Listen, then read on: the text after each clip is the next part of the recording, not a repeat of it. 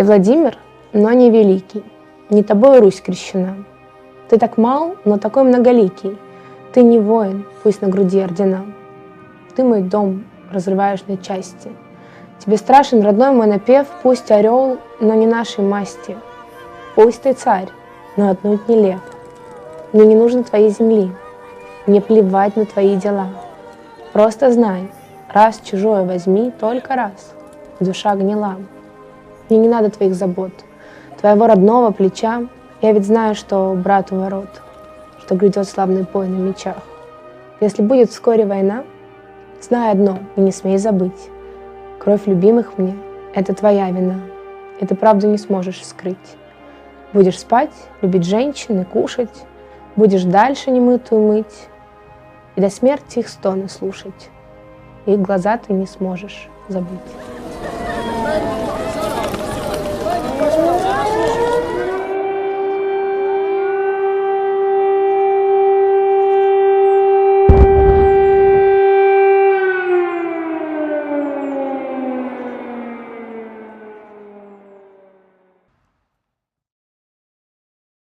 Rezistența ucrainienilor în războiul care a început în 2022 a luat prin surprindere pe ruși și chiar pe unii ucrainieni care inițial credeau că nu vor face față măreții armate a Rusiei. Dar am văzut din discuțiile anterioare că de fapt rezistența ucrainiană în fața rușilor a fost puternică de-a lungul istoriei. Am vorbit despre Holodomor și despre faptul că totuși că poporul ucrainean a învins, chiar dacă cu un preț extrem de costisitor, acea politică genocidară a lui Stalin. Am vorbit despre Maidan, acolo unde peste 100 de oameni și-au dat viața pentru visul lor ca Ucraina să se apropie de Uniunea Europeană și să adopte valorile europene. Iată că în continuare ucrainenii luptă până la capăt și armata rusă a înregistrat deja înfrângeri rușinoase. Suntem la interviurile PressHUB, o ediție specială cu Elisabeth Pulvas, o tânără din Ucraina care s-a refugiat la București, dar care nu a rupt legătura cu ceea ce se întâmplă în țara ei. Hello again, Elisabeth. Hello. Why did you think in the first day of the war, this part of the war, this most recent part of the war, when the explosion started in Kiev, did you think you had any chances to win? Yes, the quickest answer is yes. But of course, as always in life, there are like different people and different opinions. We stayed the first days of war in an underground shelter, as I told you before. And we had a lot of families of our neighbors in there. And of course, there were different thoughts on the first days because we didn't know what to expect. We didn't know how our army is performing because of the lack of news first days. Yeah, so the opinions were different. Most of people were thinking that they were trusting our military forces, let me say so. But there were some people who said like, no, you will see Zelensky will flee on the first day, like on today's night, and so on and so forth. But our president proved that he is with us, and we also proved that we are with him and with our country. Because on the second day, after he didn't flee, and after we saw how our army is dealing with Russian army, which we thought was huge, but it wasn't. It isn't. I mean, it is huge, but it is corrupt. Yes, and I mean, in terms of might, we saw bad that organized. they always told the world that they're the second mightiest army. Yeah, and we were afraid of it. But when we saw how our soldiers and our army is dealing with them, we understood that we have a chance for sure. Not a chance, we will win for sure. Yes. So on the next day, the very next day, 99% of people in the bunker were fully agreed that yes, that we will win. We didn't know when, but we had this thought in our mind for sure. The most amazing thing in this war is that people who never fought before, civilians, entered the army, took the guns, took arms, and went to the front. Yes, that's true, and I have a lot of examples of it just from my life. For example, I have a classmate whose family, and he lived in Cyprus for the past several years, and he's from very good family. They are doing nice in Cyprus. But he came back to Ukraine through the border, made a huge way to Kiev, and brought a lot of ammunition for himself and for other people also. He thought about other people, and he signed a contract with Territorial Defense of Kiev and now fighting for Kiev. So that's one of the examples of such people, and I think that it could be explained only by our patriotism and by our will to be free, because Russia means no freedom for us. And freedom is one of the most important things in our DNA, because we want to be free, independent, and to just live our own life with our own rules, not to be oppressed by any others. Because as we talked about the dignity revolution, we have this dignity, and that's why it is called so. We prove it again now. And also I have a very impressive example of a woman who is my friend. She's a journalist and now an activist, a volunteer. She created a volunteer hub in Kiev, and she has children, yes. But she took them to Europe and came back, and now she's in Kiev providing humanitarian aid and organizing a lot of humanitarian aid for Bucha, for Irpin, and for other regions of Ukraine. We talked to your friend. She told us her story, and we'll let Ksenia Bokshina to tell the story to our viewers. Many women decided to leave Ukraine along with their children. You left, but you turned back to Kiev. Why did you turn back in Ukraine in the full war? Well, actually, I didn't leave from the very beginning. I stayed in Kiev for a month or even more. At first point, I made my kids safe, and they went to Europe, and I decided to stay. A few days ago, I was visiting them abroad, and now I'm back to Kiev. All my activity before war was somehow connected to the social problems and to the serving to people.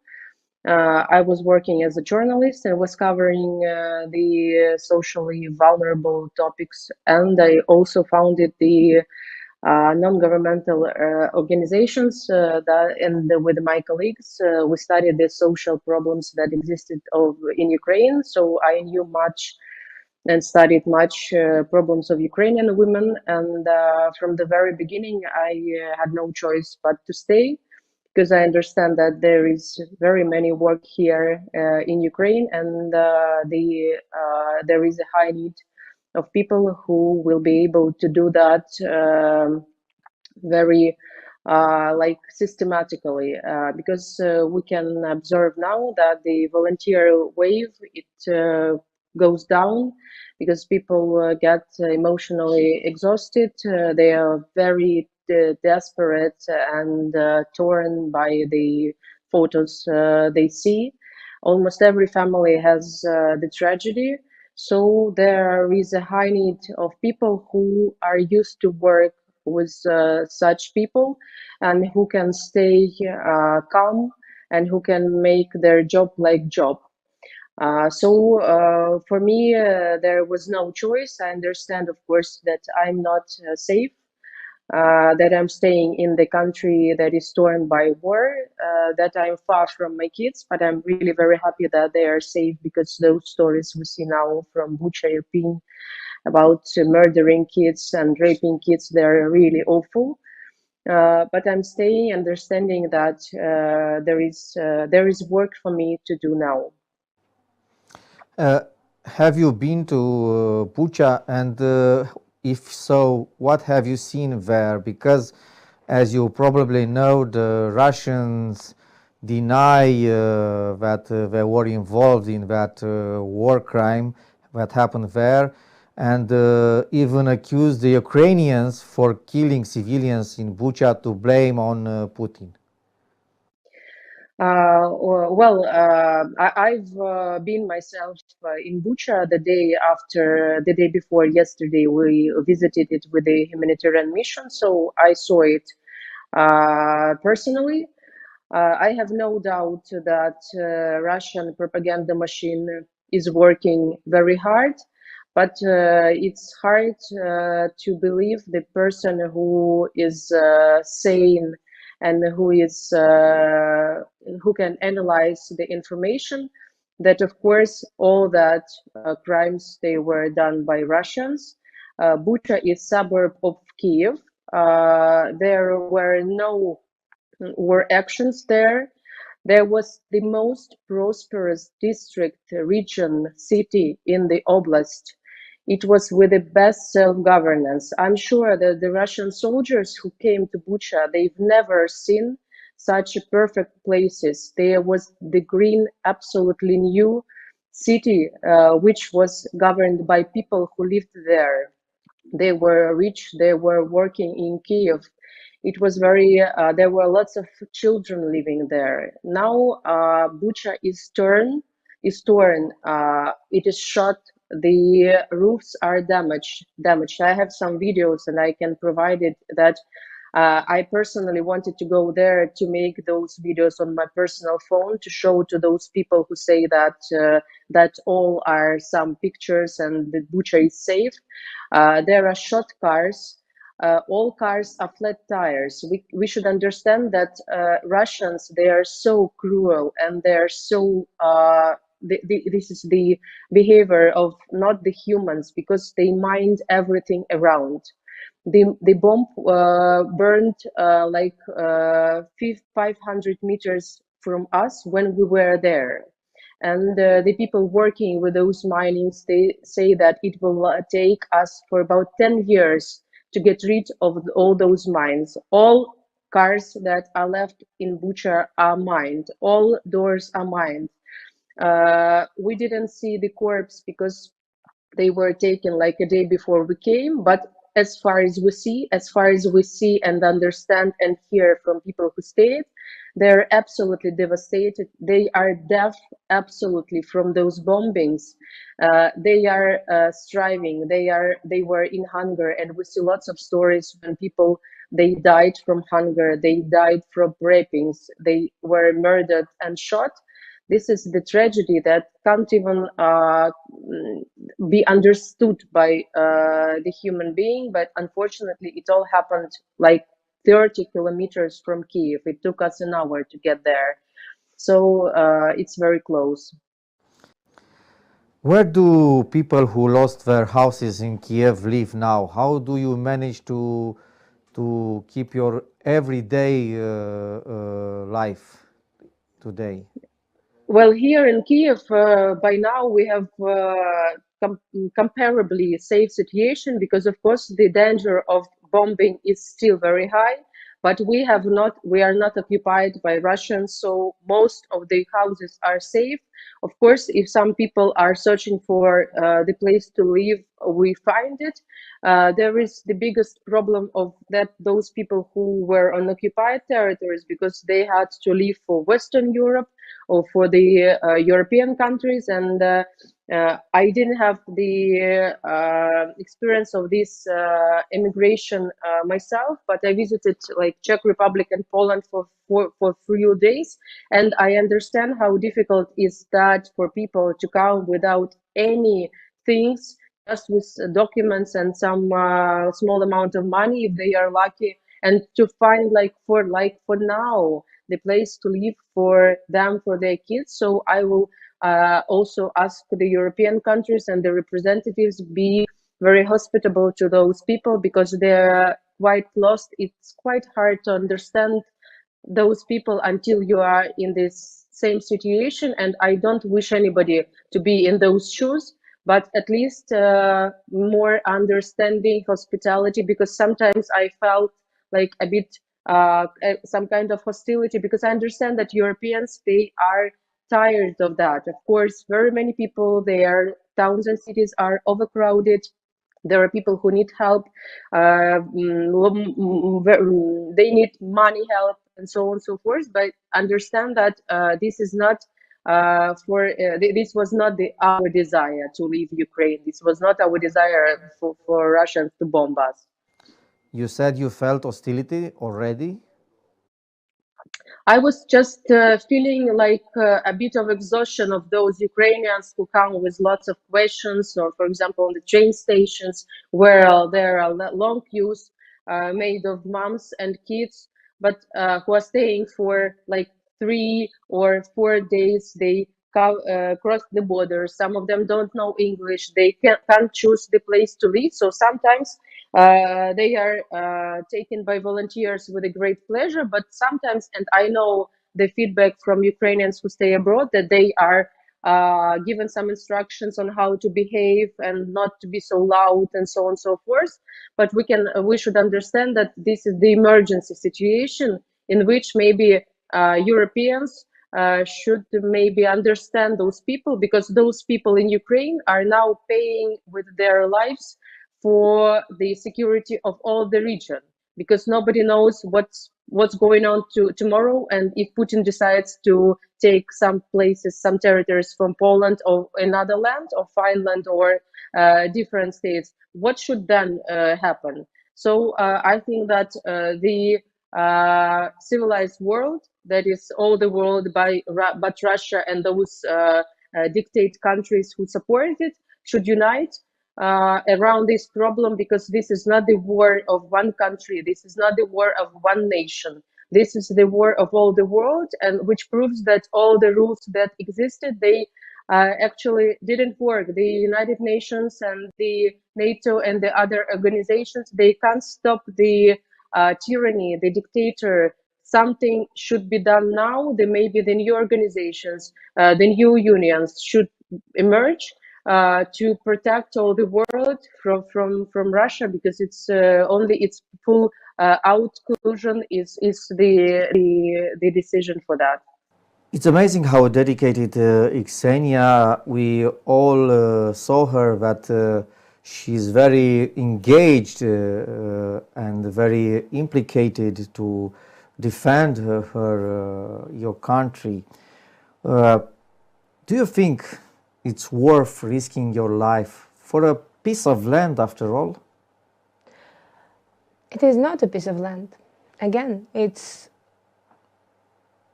the country that we hold inside of us. And it is not just words. Ukraine means a lot for every Ukrainian, at least now every Ukrainian understands this. It is not about land. It's about, again, dignity. It's about freedom. It's about being yourself. And it's about having your family in the place you want to be and in the place that belongs to you. Because that's how modern world works. That's how international law works and everything. But Ksenia is a unique example. But there are so many unique examples now that I never expected such a unity in Ukrainian society, because everyone is engaged, everyone is helping somehow, as they could. People are sending money to the army, even though they have very little money to provide for their family. People are doing some research works, doing informational work, volunteering, helping refugees, doing everything they can. Ukrainian nation is really super united, and it is not like propaganda or words. It is how it is. I know a girl who was this typical Instagram girl, and her boyfriend, her even future husband, voluntarily went to the army, and she's now helping a lot all the soldiers, and recreated her Instagram to help the soldiers. So yes, it's a key importance of for all of us. And also talking about Ksenia, I want to say that that's the best example of Ukrainian women. We are, as Ksenia, we are strong. We can be independent, and we can, protect everything we love: our children, our land. And Putin once said, like, you like it or not, you should resile, my beauty. And our answer is no, we won't resile. We will resist. That's it.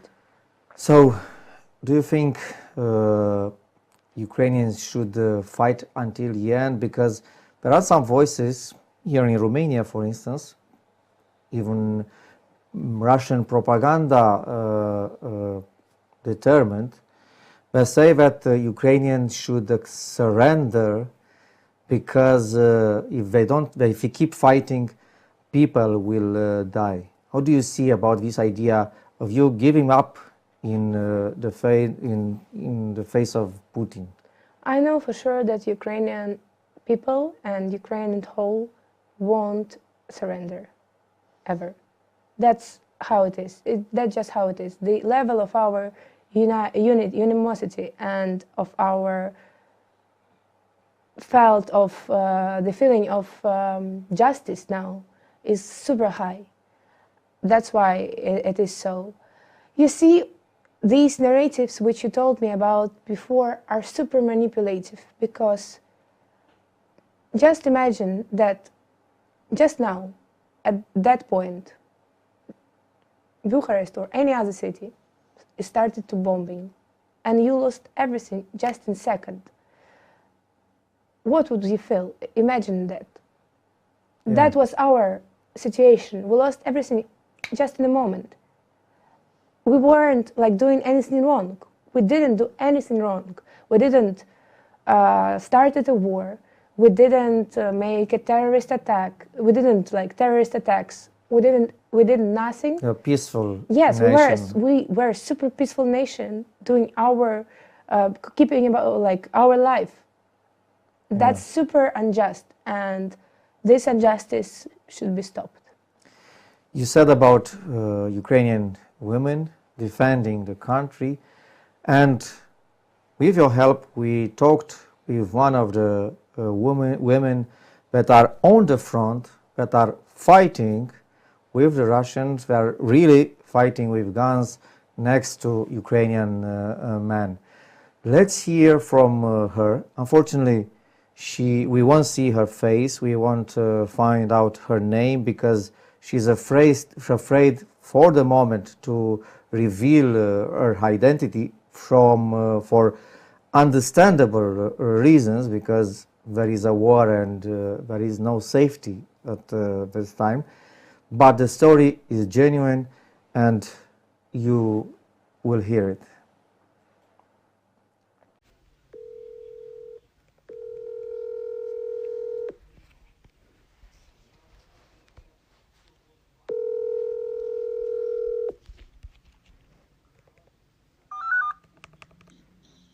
Доброго дня. Зі святом вас. Доброго дня. Зі святом вас. Дякую вам зі святом. І вас також. Чи були ви у складі ЗСУ до того, як почалась війна, тобто до 24 лютого 2022 року? Так, я в лавах Збройних сил з 2008 року. Вступила до військового інституту Київського національного університету Шевченка. І курсантом з 16 років я в лавах Збройних сил.